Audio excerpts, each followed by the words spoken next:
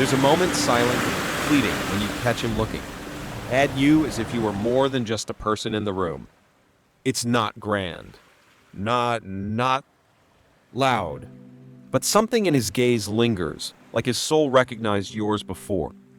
He could name the feeling, and then he turns away, says nothing, acts as if nothing happened, and you're left wondering, was that real? Or was I imagining it? Let me ask you something. Have you ever felt someone love you in everything except words? A man whose gestures seem unintentional, whose presence shifts when you're near, whose eyes soften when he thinks you're not watching. Maybe he's cold, maybe he's confusing, but somehow, something in him knows. You. Carl Jung believed the soul speaks before the mind, understands. That love, real love, doesn't always arrive with certainty, but with signs, symbols, moments of unconscious truth. In this video, I'm not going to decode text messages or explain mixed signals. I'm going to show you what happens when his soul chooses you before his mind can catch up. What to look for, what not to ignore. Because when a man is more in love than he realizes, his body speaks the truth his lips haven't dared to say. 1. When the soul speaks before the mind, you've probably experienced it at least once, the moment when something in his presence changed. Not dramatically, not with words, but in a way you felt. Maybe it was how he paused when you walked into the room, how he stumbled over his sentences, how his gaze lingered just a little too long before retreating. No confession, no grand gesture, but something in your body whispered, there's more here than he lets on. Carl Jung once said, until you make the unconscious conscious, it will direct your life, and you will call it fate. And love, especially love that's just beginning to stir, often lives in that unconscious. It shows itself not in logic, but in symbols. In the way he suddenly remembers the smallest detail about you. In how his energy shifts when you speak. In the softness that enters his voice, even when he's trying not to care too much. This isn't the love we see in movies. It's not loud, not choreographed. It doesn't come with roses or bold declarations. It leaks into his everyday gestures. He may act distant one moment, then unexpectedly gentle the next. Not because he's playing games, but because his inner world is in quiet disarray. His soul has moved before his ego is caught up. Jung believed that we often fall in love through projection, that the soul sees something in another person that reflects a part of ourselves we haven't yet understood. So when a man finds himself drawn to it, you in inexplicable ways, it might not make sense to him either. He might resist it, shrug it off, try to rationalize his emotions, or worse, pretend they aren't there at all. But that doesn't mean they don't exist. In fact, the more unconscious the feeling, the louder it becomes in his behavior. He'll show up in small ways. Ask about your day when no one else remembers. React subtly when another man looks at you. You might catch his attention flicker, his jaw tighten, or his breath pause. And just like that, the unconscious has spoken. This is why you must learn to read with your intuition. Because when a man is more in love with you than he knows, his words won't give him away, but his patterns will. His silence won't mean absence. It will be full of presence. And the deeper he feels, the less he may be able to explain it. So the question isn't, has he told me he loves me? The real question is, what is his soul already confessing? Through the things he doesn't say, and if you know how to listen, you'll start to see it. Everywhere in the pauses, in the glances, in the invisible threads that pull him closer even as he tries to pull away. So stay with me, because in the next part, we'll explore them. First true signal that he's already chosen you long before he realizes it himself. 2. The attention that isn't asked for. If you want to know what a man feels but can't say, watch how, his attention shifts around you. Not the kind that seeks to impress, not the performative charm, not even the constant texts or compliments. The attention I'm talking about is quiet. It hides in the corners of the moment. It watches without demanding to be seen. It listens without asking for applause. And most of all, it remembers. He notices when your smile is a little off, when your laugh doesn't reach your eyes, when you say I'm fine, but your voice sounds slightly thinner than usual. He may not know what's wrong, but something in him picks up the dissonance. And unlike others, he doesn't brush it off. Even if he doesn't say it out loud, his awareness lingers on you. Carl Jung would say that this kind of attention is not conscious calculation, it is projection mixed with soul recognition. His unconscious mind is tuning into you because, at some level, you've entered his psychic field. You've become a living symbol within his interior world, and the unconscious never forgets its symbols. He may bring up something you said 2 weeks ago, out of nowhere. He might recall the way you take your coffee, the show you mentioned, liking, or the way your voice cracked when you talked about someone who hurt you. He's not trying to impress. He's not taking notes. It's just that you've made an imprint, and it stays. This kind of attention can feel confusing, especially if he also acts distant or inconsistent. But remember, inconsistency is not always disinterest. Sometimes it's a battle between what the soul wants and what the ego fears. He's drawn to you, but doesn't understand why. He feels safe with you, but doesn't know how to define it. So he oscillates close, then far, present, then cold. And in that fluctuation, his truth leaks out. You'll know it's real not by how often he shows up, but by how he responds to your shifts. If you change your hair, he notices. If your energy dips, he becomes softer. If something's off, he doesn't know how, but he knows. And most of all, his attention toward you is different than toward anyone else. You might even catch him trying to mask it, pretending not to care, overcompensating with disinterest. But underneath the surface, a deeper current is running. He's already attuned to your emotional frequency, even if he doesn't want to be. And this is where many women misread the signs. They take the absence of declarations as a lack of love. But Jung reminds us what is. Not made conscious will still guide the entire relationship dynamic. His feelings are there, not above the surface, but just beneath it, where his body notices what his mind tries to ignore. So ask yourself this: when you're around him, does he become a little more human, a little more watchful, more present, even if he doesn't understand why? If so, you're not imagining things. And in part 3, we'll explore the next signal a deeper vulnerability that reveals what his heart won't yet name. 3. The shift in his energy around you. Some men are consistent in how they behave with everyone. They're predictable, emotionally neutral, composed. But then something happens and you enter the picture. And suddenly, that calm exterior begins to waver. He's still polite, still functioning, but around you, something shifts. The energy changes. He may become more vulnerable or clumsier than usual. He laughs too hard at something small. He gets quiet when everyone else is loud. Or his words slow down, as if his body is trying to translate something his soul has already decided. It's subtle but undeniable. Something in him begins to unravel, not fall apart, but come undone in a way that feels real. This is not a conscious choice. It's not a strategy to win you over. It's what Carl Jung would call a breakdown of the ego's defense. The masculine self, often taught to stay in control, starts loosening its grip, not by logic, but by instinct. Because the presence of real love doesn't provoke performance. It provokes truth.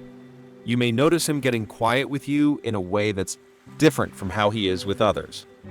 But the silence isn't empty, it's thick, with presence. He may glance away quickly when you look at him, not because he's hiding something, but because his nervous system is processing a kind of recognition that his rational mind can't quite keep up with. Jung taught that love bypasses the surface self. It shakes the deeper layers where we carry our childhood wounds, our fears of loss, our unspoken longings.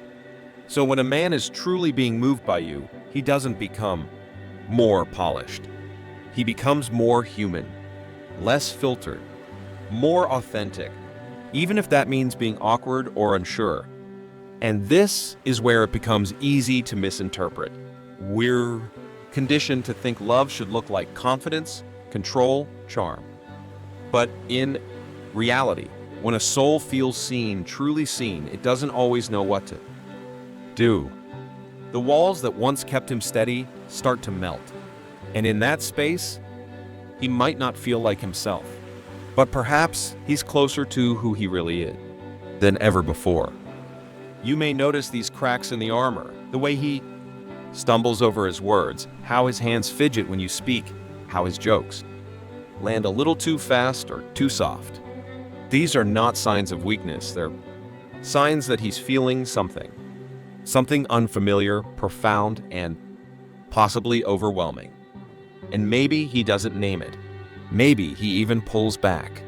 But the next time you meet, there it is again, that energy shift. The slight disorientation. The way his presence adjusts to hold space for you without knowing why. So ask yourself this: does he act differently around you? Not in a showy way, but in a human way? Does he soften, fumble, forget his perfect lines? That's not confusion. That's a man who is slowly being disarmed by something real. In part 4, we'll go deeper into the protective instinct that awakens when a man's unconscious decides you matter more than he's ready to admit. 4. Silent devotion, he starts to protect you. There's a kind of love that doesn't announce itself. It doesn't declare war on your loneliness with flowers or poetry. It doesn't interrupt your day with confessions or serenades. But it's there, constant, observant, quietly active. It's in the way he worries if you've eaten, in how he reminds you to bring a jacket, in how he texts, not to flirt, but to make sure you got home safe. This kind of love doesn't scream, but it guards. Carl Jung once said, "What the soul loves, it protects." And when a man is touched by something deeper than desire, when your presence starts to settle inside his unconscious, his first instinct is not to conquer you. It's to care for you, even if he doesn't say it, even if he can't admit it, even if it confuses him. You might think he's being overcautious. You might laugh. When he points out something small, you shouldn't walk alone there. You look. Tired? Are you sleeping well? But these are not random comments. They're expressions of an inner world that's already reorganizing itself around you. A world where your well-being has started to matter, not by logic, but by instinct. This isn't about control. It's not about playing the hero. It's not even romantic in the traditional sense. In fact, it often goes unnoticed, because it lives in the small gestures, the quiet look when you cross the street, the unspoken offer to carry what you're holding, the silent shift in his tone when you seem off. And perhaps he's not even fully aware that he's doing it. That's the point. The unconscious moves before the conscious catches up. And while his words may stay neutral, his actions speak in a different language. He might cancel plans because he thinks you need him. He might remember the medicine you take when you're sick, even though you only mentioned it once. He starts to act like someone who's emotionally tethered, even if he hasn't figured out why. And this can be deeply confusing for you and for him, because when care arrives without context, it's hard to interpret. But Jung would remind us the psyche doesn't wait for permission to speak its truth. The soul, when it begins to love, becomes responsible. Not out of duty, but out of deep resonance. You've become part of his emotional ecosystem, and so his balance now quietly includes yours. And perhaps this is the first time he's felt this way. Perhaps this is why he pulls back sometimes, because the more he cares, the more vulnerable he becomes. And in a world that often punishes male vulnerability, this can be frightening. But don't underestimate it. Protection is love's first, silent language. So ask yourself, when you're with him, do you feel watched? Over not possessively, but with quiet care? If so, what you're feeling isn't fantasy. It's the soul taking responsibility for something it's already chosen. In Part 5, we'll explore what happens when you're not, around how the strongest signs of love often bloom in absence, not presence. 5. When he's not there but you are. We often believe that love is proven by what someone does in front of us, their words, their gestures, their physical presence. But real love, especially the kind that Carl Jung explored, does something far more profound. It begins to live within a person's inner world. And when that happens, the truest sign of love appears not when you're near, but when you're absent. So here's the question. When you're not around, does he still carry you? Does your name come up in conversation when there's no reason for it? Does he save stories to tell you, remember things he wants to share, bring you little tokens from random places? Not because he has to, not to impress you, but because somehow you're part of the narrative that's unfolding in his mind. Jung believed that when something or someone enters the unconscious with emotional weight, they become what he called a living symbol. You are no longer just a person he sees occasionally. You become a presence within him, a voice that echoes when he's making a choice, a thought that softens his silence, a memory that colors how he moves through his day. He might hear a song and think of you, pass a place and feel a subtle pull toward a moment you once shared. And maybe he doesn't say anything. Maybe he doesn't even understand why. But that's the nature of unconscious love. It doesn't ask for logic.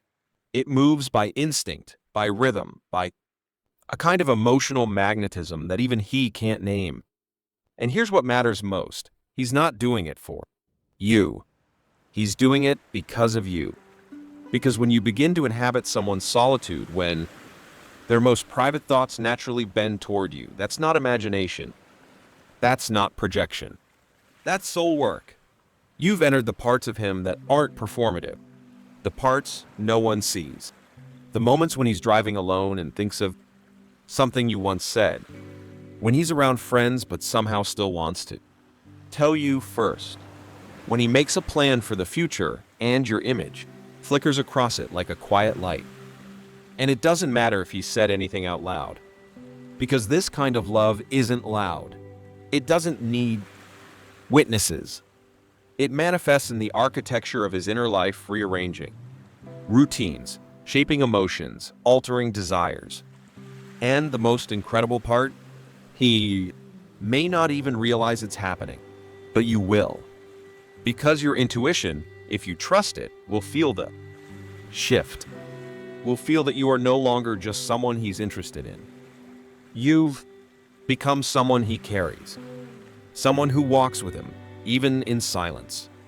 So if he still finds his way back to you in thought, in gesture, in intention, then something deep has already taken root. And in Part 6, we'll explore what happens next when that internal connection begins to quietly transform who he is. 6. The hidden transformation he's changing for you. Love, real love, doesn't just decorate a person's life. It reshapes it.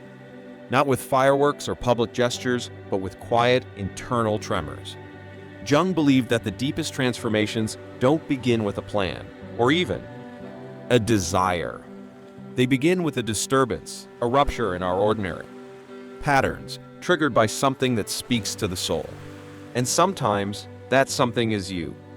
You don't have to ask him to change. You don't even need to suggest it. But if his soul has chosen you long before his mind has caught up, you'll start to notice subtle shifts in his behavior. Old habits lose their gravity. Places he once clung to emotionally start to feel irrelevant. The solitude he used to cherish becomes tinged with longing. Maybe he begins to reflect more. Maybe he seems distracted, a little off-center, a little less sure of his previous rhythms.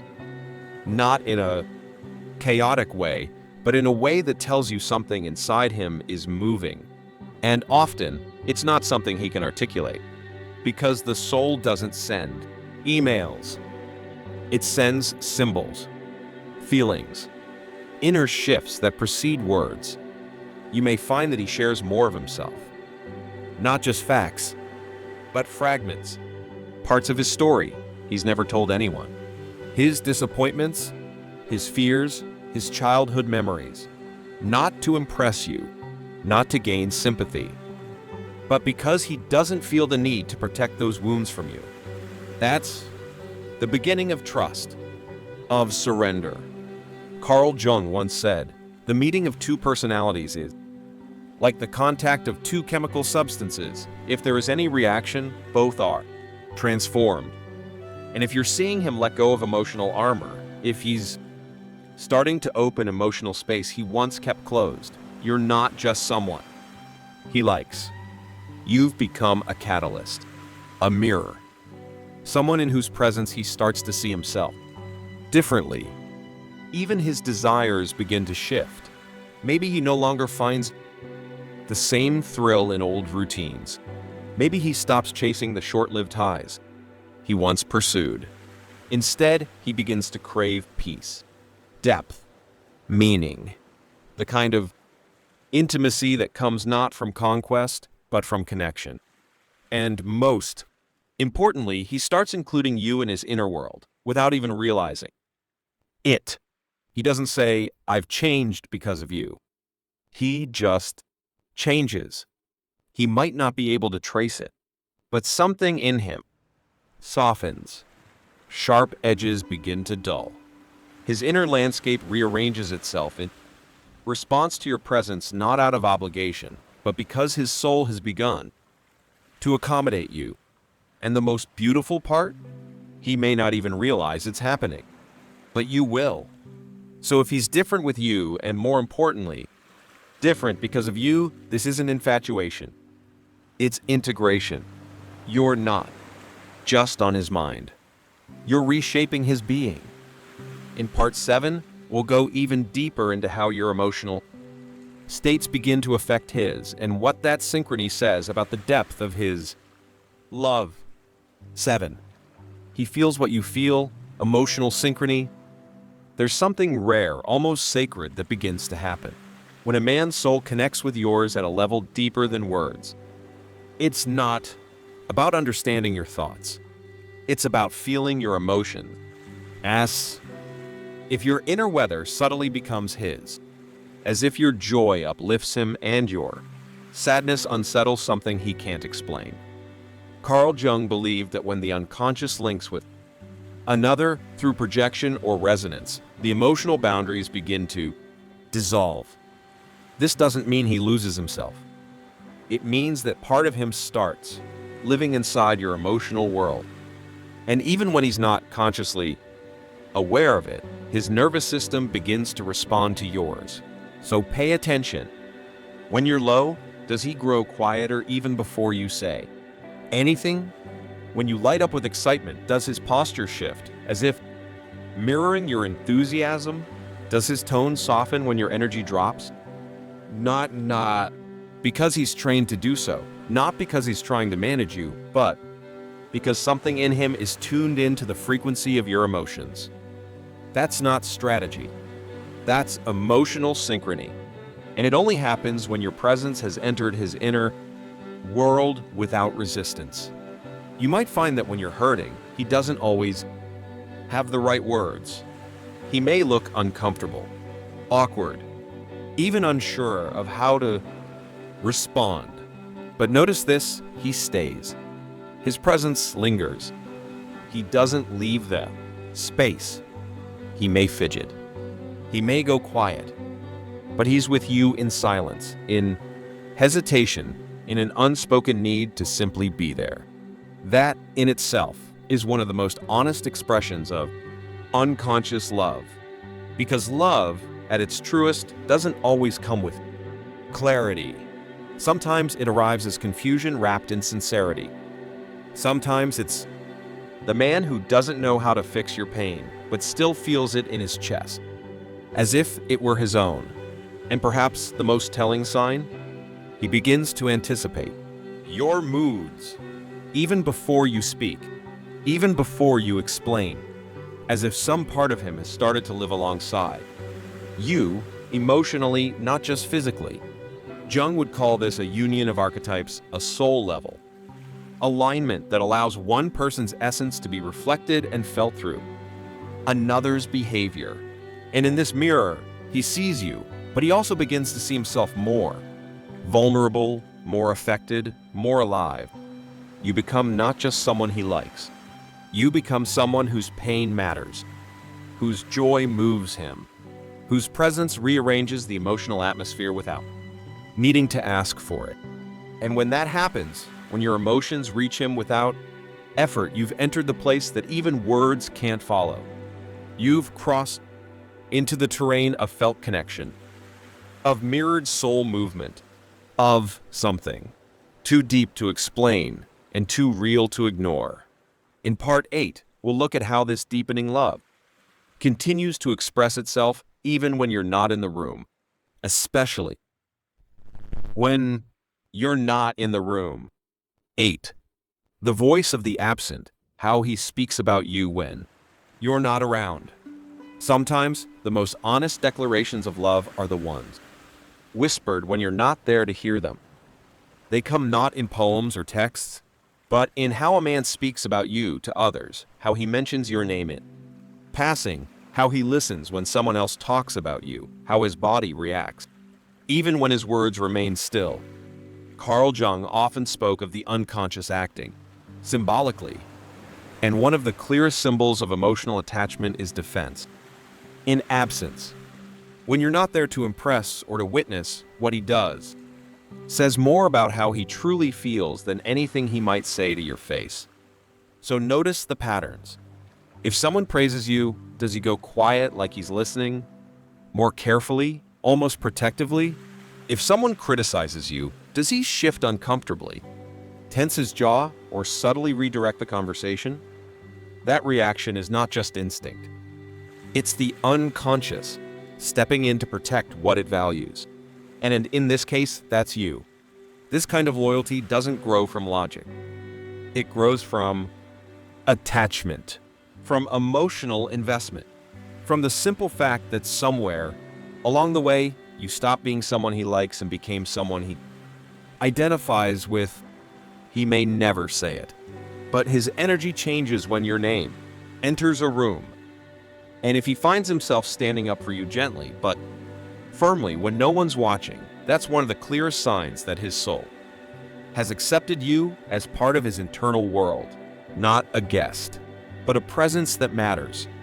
This doesn't have to be dramatic. In fact, the more subtle it is, the more telling it becomes. He may simply correct someone's assumption about you, clarify something they misunderstood, or share a memory that reveals your depth when others only see your surface. These are not performances. They are reflections of his alignment with you. Because when you become a part of someone's unconscious identity, defending you is no longer about you. It's about him. It's about staying loyal to what he has already quietly begun to love. Jung taught that love reveals itself in symbolic acts, protective instincts, unexpected associations, small rituals of presence. And when a man begins to defend your dignity in absentia, it means he's woven you into his psyche. Your well-being reflects on his own integrity. So if you're hearing from others that he speaks of you with respect, with care, with unexpected softness, don't dismiss it. That's love, speaking when ego steps aside. In Part 9, we'll take this even further into the deep psychological rearrangement that happens when you're no longer a part of his day, but a part of his vision for the future. 9. His inner world rearranges itself. There comes a moment quiet, unnoticed, when something profound begins to shift inside him. It's not loud. It doesn't come with an epiphany. But little by little, the way he sees the world starts to change. The decisions he makes, the way he spends his time, the things that once seemed urgent now seem different. And at the center of that subtle transformation is you, not because you asked for it, not because you tried to change him, but because his soul, without permission, has begun to reorganize his inner architecture to make space for your presence. Carl Jung believed that the unconscious naturally reorders itself when a new symbol of transformation enters the psyche. And few symbols are more powerful than a person who awakens the hidden parts of ourselves. When that person is you, his priorities shift not by choice, but by necessity. You'll notice he starts asking your opinion not just to be polite, but because he genuinely wants to know how you feel. He begins sharing plans, not just for today, but for someday. And even if he never says, "I see you in my future," the words he uses, the images he paints include you. Without hesitation. That is no accident. That's projection becoming integration. He begins to see his path through a different lens. One where you are not a temporary figure passing through his days, but a stabilizing force, a quiet compass, a center around which his emotional life begins to orbit. You don't become his goal. You become his gravity. And with that comes a softening, a slowing down, a willingness to sit in uncertainty. The man who once guarded his independence might now share his doubts. The one who avoided emotional depth might now linger in silence with you, not because he has answers, but because your presence gives him permission not to have them. It's not about control. It's not about a checklist of romantic behaviors. It's about internal alignment. He begins to choose differently, not just when you're together, but when you're apart. He says no to things that no longer feel meaningful. He says yes to things that bring him closer to depth, to stillness, to you. He is no longer acting as he once did, because you have become a quiet, steady influence in the deeper layers of his being. And he may not even know it.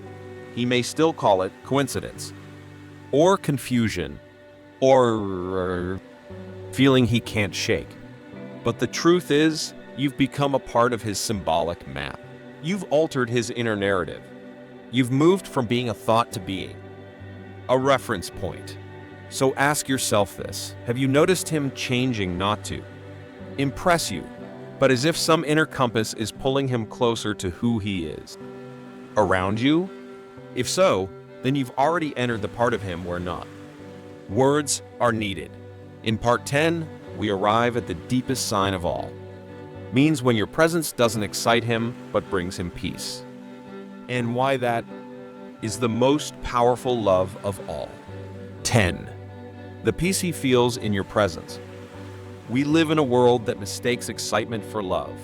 Butterflies, chase, drama.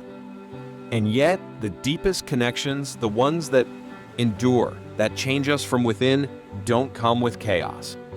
They come with calm, with a stillness that doesn't bore, but anchors, with the quiet realization that in your presence, he no longer needs to perform.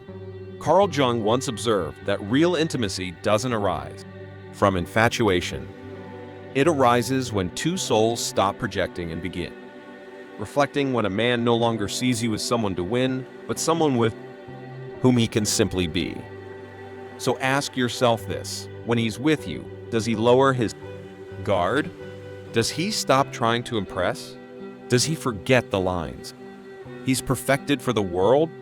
Does he let himself sit in silence, not out of distance, but because silence with you feels safe? That's not complacency. That's home. And when a man begins to feel that way, not around your beauty or your brilliance, but around your essence, you've reached them. Deepest layer of love his soul is capable of. It's not passion that defines real love. It's peace. Peace that arrives when he no longer needs to explain himself. When his flaws don't feel like liabilities. When he doesn't fear your judgment. When your presence gives him what the world never could, the permission to be real. He starts to enjoy what you enjoy. Not to mirror you, but because your world has begun to shape his. He asks questions not just to fill silence, but to understand what makes your heart move. Your passions become his curiosity. Your voice becomes familiar comfort. Jung would call this a softening of inner boundaries, merging of soul energies that no longer need definitions. The union is not physical. It is archetypal. It is the deep unconscious joining of two interiors, landscapes that no longer feel separate. He begins to align with your rhythm, not out of dependence, but out of resonance. And it goes one step further. He defends you when you're not there. He remembers you when he has no reason to. He thinks of you when making decisions that don't involve you. Not because he should, but because you've become part of his internal compass. And finally, when he speaks of the future, you're simply there. Not as a fantasy, not as a condition, but as a natural part of his path. He doesn't need to say, "I see you beside me." He just acts like you already are. That is the kind of love the conscious mind resists, but the soul never forgets. So if you've seen these signs, felt them in silence, in presence, in absence, then it may be true. He is more in love with you than even he knows. And when the soul is chosen, everything else is just a matter of time. If this spoke to something in you, maybe it's because your intuition already knew. Tell me, have you ever felt a love that moved beneath the surface, that showed up in silence more than speech? I'd love to hear your story in the comments. Sometimes the most important truths are the ones we never say out loud.